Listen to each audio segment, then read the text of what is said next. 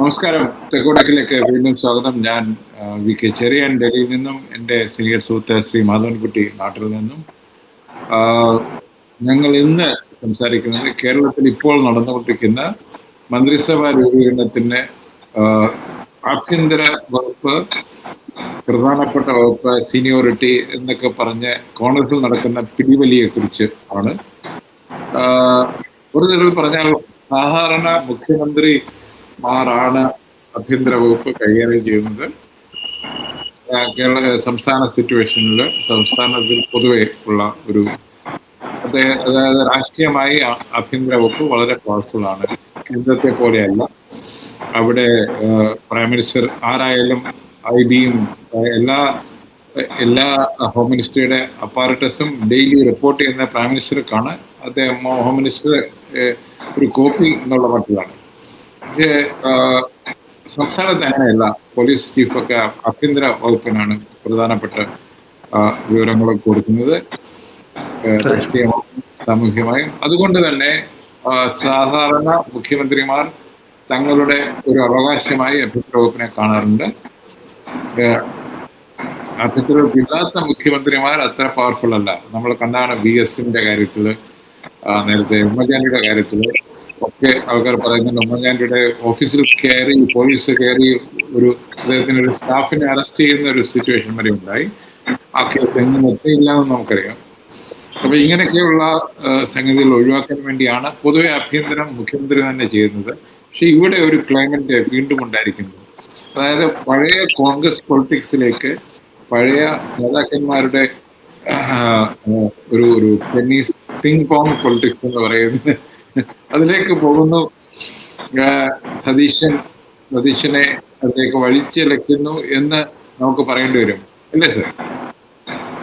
എനിക്ക് അറിഞ്ഞോട്ടെ, താങ്കൾ പറയുന്നത് ശരിയാണ്. ഒരു പാർലമെന്ററി സംവിധാനത്തിൽ, ഒരു ക്യാബിനറ്റ് സിസ്റ്റത്തിൽ പരമപ്രധാനം തന്നെയാണ് ആഭ്യന്തര വകുപ്പ്. അത് കേന്ദ്രത്തിലായാലും സംസ്ഥാനങ്ങളിലായാലും. അത് മുഖ്യമന്ത്രിയോ പ്രധാനമന്ത്രിയോ തന്നെ ആ വകുപ്പ് ചുമതല വഹിക്കുക എന്നുള്ളതും ഒരു പതിവായി മാറിയിട്ടുണ്ട് ഇന്ത്യയുടെ ഒരു മൊത്തം ചരിത്രം നോക്കിയാൽ. എന്നാൽ ഏറ്റവും പ്രകടമായി വളരെ മാനസിക പൊരുത്തമുള്ള അമിത്ഷാ ആഭ്യന്തരം നോക്കുകയും മോഡി പ്രധാനമന്ത്രി ആയിരിക്കുന്നത് നമ്മൾ കാണുന്നുണ്ട്. അത്ര അവർ തമ്മിലുള്ള പരസ്പര വിശ്വാസവും അവരുടെ തമ്മിലുള്ള രാഷ്ട്രീയ ഐക്യവും ഒക്കെ അങ്ങനെയുള്ള വളരെ മൂർത്തമായ അവരുടെ RSSലുള്ള അവരുടെ പൊതുവിശ്വാസവും ഇതിനെല്ലാം മുകളിലായി RSS അവരുടെ നിരീക്ഷിക്കുന്നുണ്ട് എന്നുള്ള അറിവും ഒക്കെ ആവുമ്പോൾ അവിടെ ആഭ്യന്തരം ഷാ നോക്കുന്നു.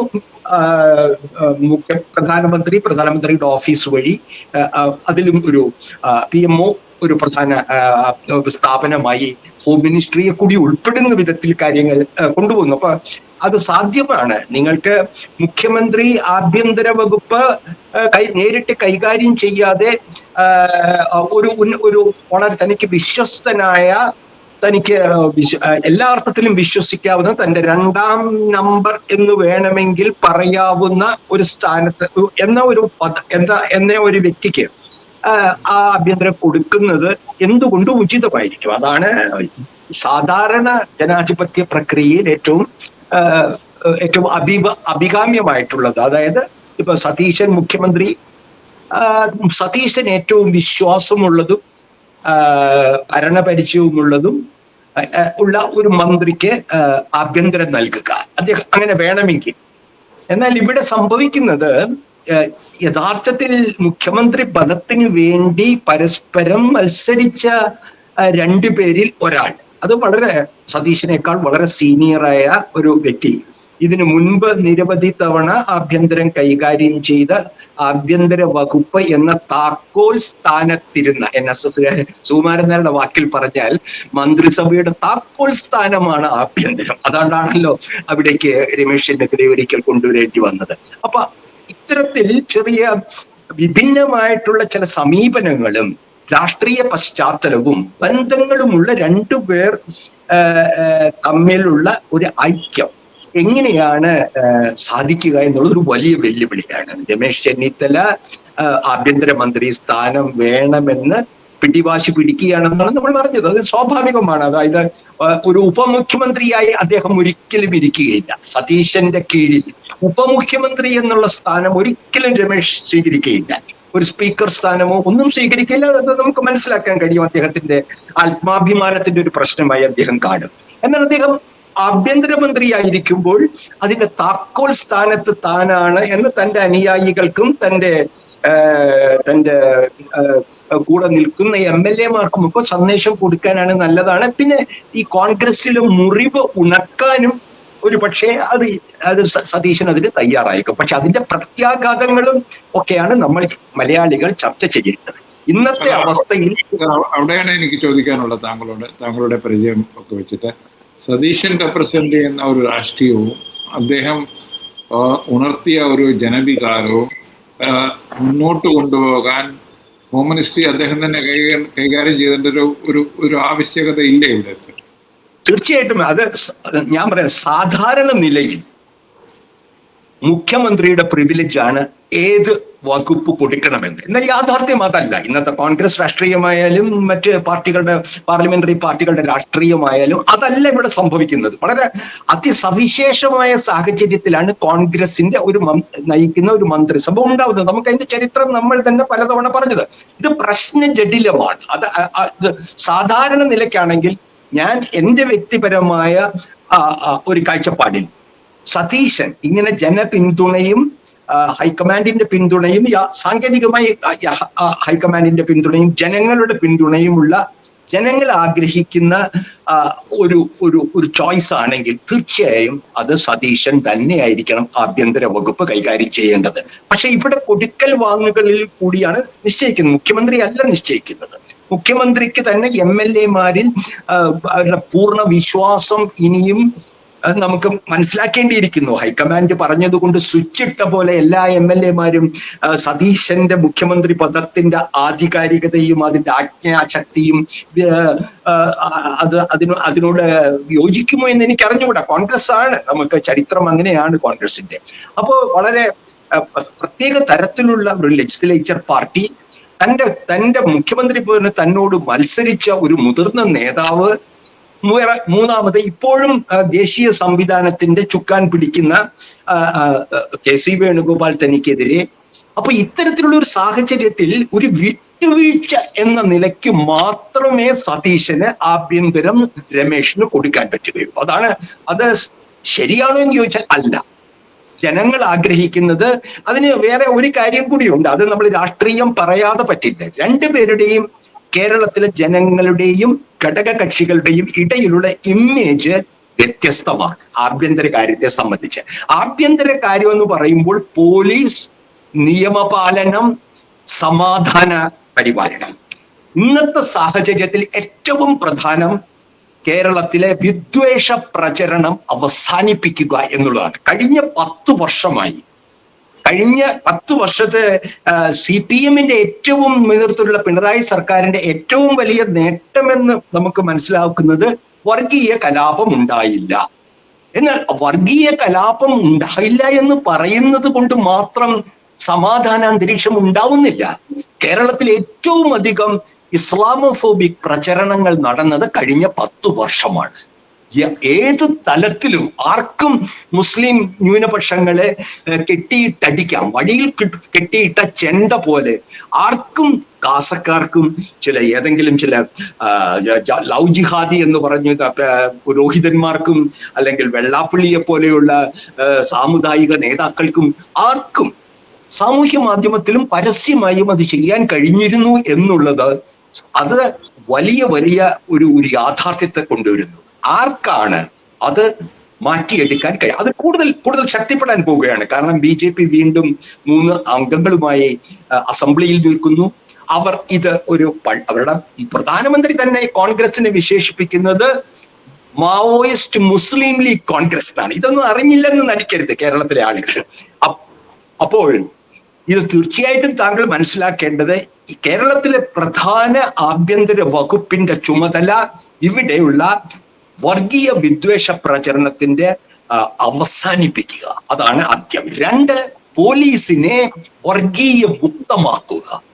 കാരണം നമുക്കറിയാം തൃശ്ശൂർ പൂരം അത് സംബന്ധിച്ചുള്ള ഇടപെടലുകൾ മറ്റും. താങ്കൾ, ഞാൻ ഓരോ പോലീസ് ഉദ്യോഗസ്ഥന്റെ ഈ കാര്യം പറയുന്നില്ല. അപ്പോൾ രണ്ടാമത്തെ കാര്യം, പോലീസിൽ നുഴഞ്ഞു കയറിയിട്ടുള്ള വർഗീയ ഫാസിസ്റ്റ് ശക്തികളെ എന്നാൽ അതിനെ അതിസമർത്ഥമായി എങ്ങനെ പോലീസിനെ സെക്കുലറൈസ് ചെയ്യാം, എങ്ങനെ അതിനെ മതനിരപേക്ഷ, കേരളത്തിലെ എന്നത്തെയും പോലീസ് പോലെ മതനിരപേക്ഷ പോലീസായി കൃത്യം തീരുമാനങ്ങൾ എടുക്കാവുന്ന ഒരു പോലീസാക്കി മാറ്റുക. പിന്നെ നിരവധി ചുമതലകളുണ്ട്. പ്രാദേശിക മാഫിയകൾ, ആ പ്രാദേശിക മാഫിയകളും വർഗീയ ശക്തികളും തമ്മിൽ കൂട്ടിക്കുഴയുന്നുണ്ട്. അത് കേരളത്തിലധികം ശ്രദ്ധിക്കുന്നില്ല. അമ്പലങ്ങളെ ചുറ്റിയൊക്കെ, അല്ലെങ്കിൽ മസ്ജിദുകളെയൊക്കെ പറ്റി, അല്ലെങ്കിൽ പള്ളികളെ ചുറ്റിയൊക്കെ ചെറിയ ചെറിയ മാഫിയകൾ രൂപപ്പെടുന്നുണ്ട്. നഗരങ്ങളിലെ ലഹരി മരുന്ന് വിൽപ്പന മാഫിയുണ്ട്. അവർക്ക് വർഗീയ ചേരിതിരിവില്ലെങ്കിലും ഗ്രാമപ്രദേശത്ത് രൂപപ്പെടുന്ന മാഫിയകൾക്ക് ക്വാറി ഓണർമാര്, കോൺട്രാക്ടർമാര്, ഇതെല്ലാം നിരവധി വെല്ലുവിളികളാണ്. പിന്നെ അതിലുമെല്ലാം പ്രധാനം ശബരിമല സ്വർണ്ണക്കൊള്ള കണ്ടെത്തുകയാണ്. അതിന് കേരളത്തിലെ ജനങ്ങൾ ഊട്ടൻ പ്രതീക്ഷിക്കുന്നത് എന്താണ് യഥാർത്ഥത്തിൽ ശബരിമല. അതാണ് വളരെ വളരെ സെൻസിറ്റീവ് ആയിട്ടുള്ള കാര്യമാണ്. RSS മുതലെടുക്കാൻ ഏറ്റവും പക്വമായിട്ട് കിട്ടിയിട്ടുള്ള ഒരു കാര്യമാണ് ഈ ശബരിമല പ്രശ്നം. ആ ശബരിമല പ്രശ്നത്തിന്റെ അതിവേഗം അതിൽ നടന്ന വൻ കൊള്ളയുടെ ഉത്തരവാദികളെ അതിവേഗം പുറത്തു കൊണ്ടുവരിക. പിന്നെ അഴിമതിയുടെ വിജിലൻസ് ഡിപ്പാർട്ട്മെന്റ് അഴിമതി വിരുദ്ധമായിട്ടുള്ള ഒരു സർക്കാരാണെന്ന്, അത് വിജിലൻസും ആഭ്യന്തരവും ഒരുമിച്ചാണോ രമേശ് ചെന്നിത്തലയ്ക്ക് പോകുന്നതെന്നും നമുക്കറിയില്ല. എങ്കിൽ പോലും വളരെ പ്രധാനപ്പെട്ടതാണ്. സതീശൻ സർക്കാർ അഴിമതി രഹിതമല്ലെങ്കിൽ, സെക്കുലർ മതനിരപേക്ഷമല്ലെങ്കിൽ, പ്രവർത്തനത്തിൽ വിദ്വേഷ പ്രചരണം അവസാനിപ്പിച്ചില്ലെങ്കിൽ അതിന് മറ്റേ ജനങ്ങളുടെ പ്രതീക്ഷയ്ക്കൊത്ത് ഉയരാൻ കഴിയുകയില്ല. അതുമാത്രമല്ല, കോൺഗ്രസിനകത്തുള്ള ഗ്രൂപ്പിസം കൂടി ആകുമ്പോൾ പരസ്പരം പഴിചാരി വിഴുപ്പലക്കി കേരളത്തിലെ ഏത് കോൺഗ്രസ് സർക്കാരുകൾ നയിച്ച സർക്കാരുകൾക്കും ഇതിനു മുൻപിൽ അനുഭവിച്ചിട്ടുള്ള മറ്റൊരു സർക്കാരായി മാറും.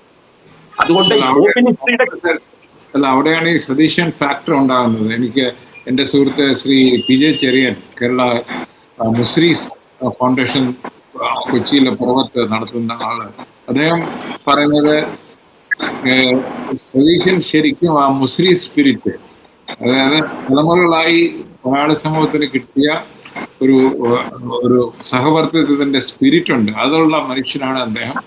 അദ്ദേഹത്തിന് വേണ്ടി കൊടിയേന്തി അത് പ്രകടനം നടത്താൻ തയ്യാറായിട്ട് PJ ചെറിയൻ ഇരിക്കുകയായിരുന്നു ആലുവയിൽ. ഞാൻ പറഞ്ഞു അതൊക്കെ കഴിയട്ടെ എന്ന് പറഞ്ഞു. താങ്കൾ പറയുന്ന ഈ മുസ്ലിം സ്പിരിറ്റ് താങ്കൾക്കും മനസ്സിലായല്ലോ, കൊടുങ്ങല്ലൂർക്കാർക്ക് ഇത് ആണ് ഏറ്റവും കൂടുതൽ മനസ്സിലാവുന്നത്. അതിന്റെ ഒരു ബാധ്യത മുസ്ലിം ഏരിയയിലെ തന്നെ ഉള്ള സതീശനാണ് താങ്കൾ പറഞ്ഞു വന്നിരിക്കുന്നത്. ഈ സഹവർത്തിത്വം തലമുറകളായി കേരള സമൂഹം അനുഭവിച്ചിരിക്കുന്ന, അല്ലെങ്കിൽ അതിന്റെ പാർട്ടായ ഈ സഹവർത്തിത്വത്തെ കൊണ്ടുപോകാൻ എനിക്ക് തോന്നുന്നത് സതീശൻ തന്നെ ആഭ്യന്തരം കൈകാര്യം ചെയ്യണമെന്ന്. എനിക്ക് വ്യക്തിപരമായി, രാഷ്ട്രീയം പരമായും എന്നോട് തീരുമാനിക്കാൻ പറയുകയാണെങ്കിൽ സതീശൻ ആഭ്യന്തര വകുപ്പ് കൈകാര്യം ചെയ്യണം. ഒരു വിലപേശലിനും അദ്ദേഹം വിധേയനാവരുതെന്നാണ് ഞാൻ ആഗ്രഹിക്കുന്നത്. പക്ഷെ യാഥാർത്ഥ്യം അങ്ങനെയല്ല എന്നും എൻ്റെ മാധ്യമ പ്രവർത്തന അനുഭവം എന്നോട് പറയുന്നു. കോൺഗ്രസിന്റെ സ്വഭാവം കോൺഗ്രസിന് മുഖ്യം ആഭ്യന്തര സുരക്ഷയും ആഭ്യന്തര സമാധാനവും, സാമൂഹ്യ സമാധാനം, സോഷ്യൽ പീസ്. ഈ പറയുന്ന കോൺഗ്രസിന്റെ ഈ മാനിഫെസ്റ്റോയിലെ കാര്യങ്ങൾ നടത്തണമെങ്കിൽ ബാക്കി എന്തും നിങ്ങൾക്കുണ്ടാക്കാം. കേരളത്തിൽ സാമൂഹ്യ സമാധാനവും വിദ്വേഷ പ്രചരണത്തിന് അവസാനവും ഉണ്ടാവണം. ഇത് ചെയ്യാൻ ആഭ്യന്തര വകുപ്പിന് വളരെ നിർണായകമായ സ്വാധീനമുണ്ട്. 2,